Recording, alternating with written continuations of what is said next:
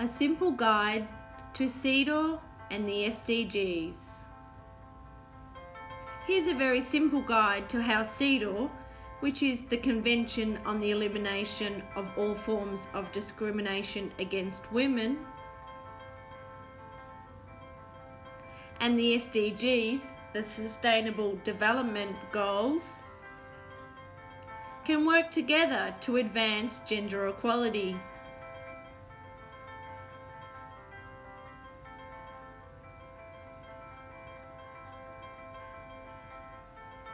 Let's start with the concept of gender equality.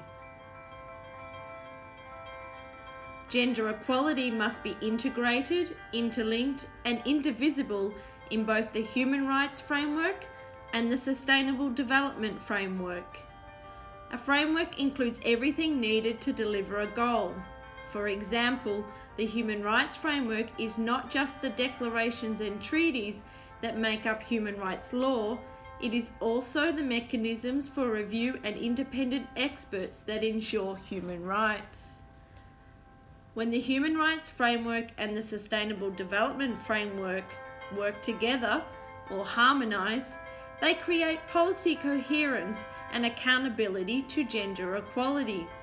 Or, as Professor Savitri, former CEDAW committee member, said, "You ratify, you harmonise." In the Sustainable Development Framework, Target 17.4 calls for enhanced policy coherence for sustainable development. This simple guide is our contribution to this target. In doing so, we may be able to shift potential SDGs rhetoric into rights realisation. We will now show you how to harmonise these frameworks in order to achieve gender equality by 2030. CEDAW describes human rights for all women. Here, gender equality is understood as substantive equality. Substantive equality means that equality is not only found in laws and policies, but it is also a lived experience and there is equality in practice. Governments that have ratified CEDAW but apply a lesser standard than substantive equality in the SDGs will not meet their state obligations under CEDAW. No framework can confer, alter, or amend existing human rights. The SDGs are merely goals, not rights, but as global goals, they recognise the interlinkages between social inclusion, economic inclusion, and environmental protection. On the one hand, the SDGs provide CEDAW with a new framework to monitor progress on gender equality, and on the other hand, CEDAW offers the SDGs a credible review process to hold governments accountable to the promises they made. The CEDAW review process allows civil society to submit a report known as a shadow report on women's human rights in any country that has ratified the treaty. In this way, the SDGs and CEDAW can be mutually reinforcing for the benefit of all women. Each of these frameworks provides a different lens in which to implement gender equality. The most focused and targeted lens for implementing gender equality is the Women's Rights Framework. This lens includes principles such as substantive equality and non-discrimination and has a review mechanism through CEDAW.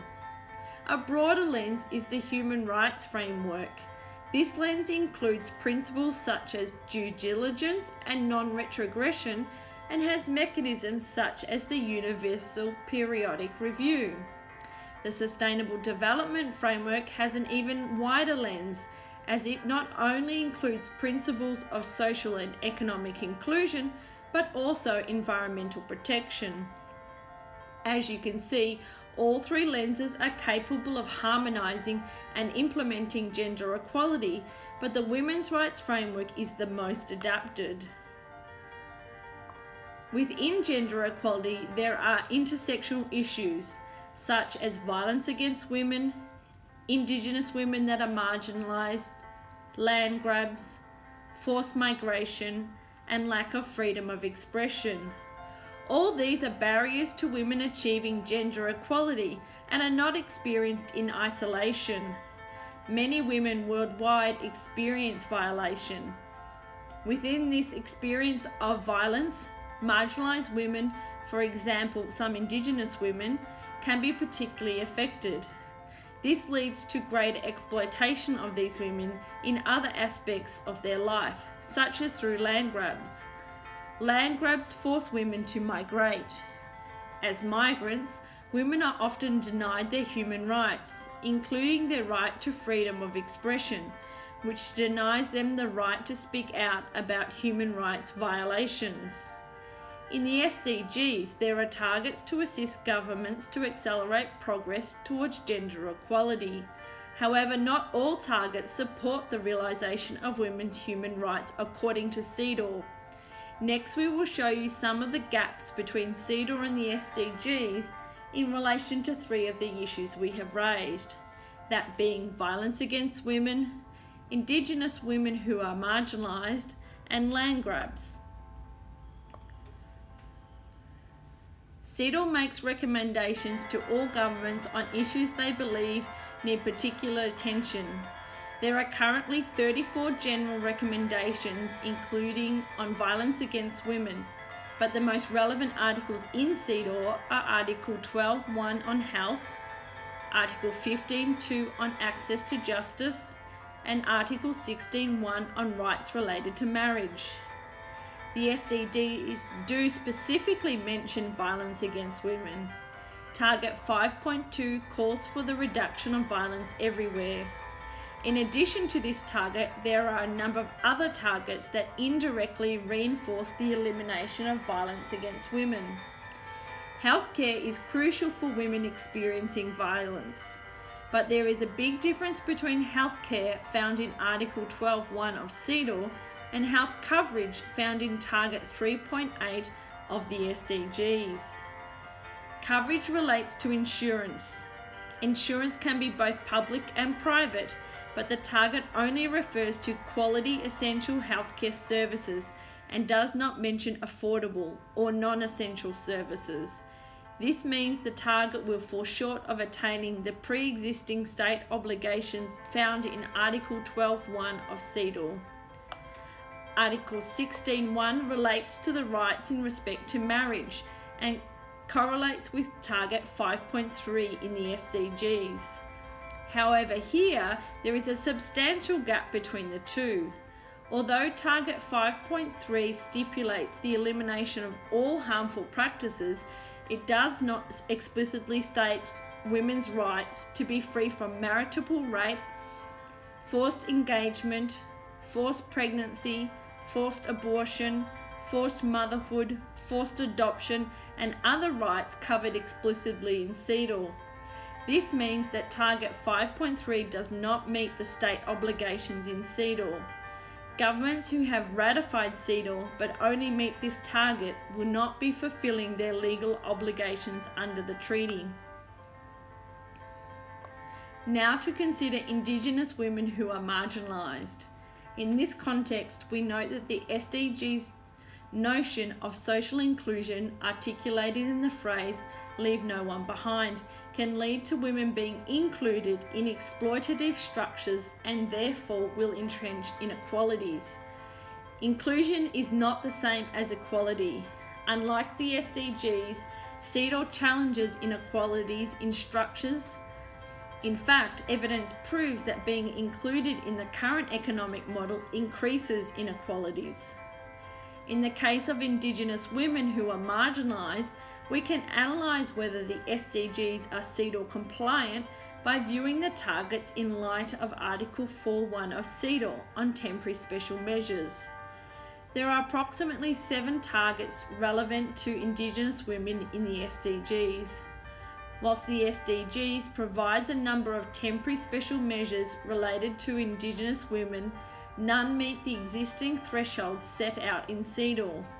Many are about participation and not about Indigenous women's rights. For example, 6B on water and sanitation is about strengthening participation and is not about the right to natural resources.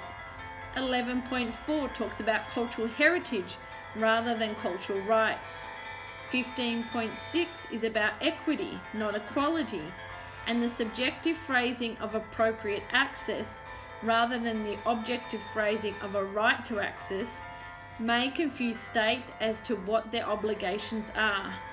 The greatest omission in respect to Indigenous women in the SDGs is the exclusion of equal land rights, which brings us to our next issue, land grabs.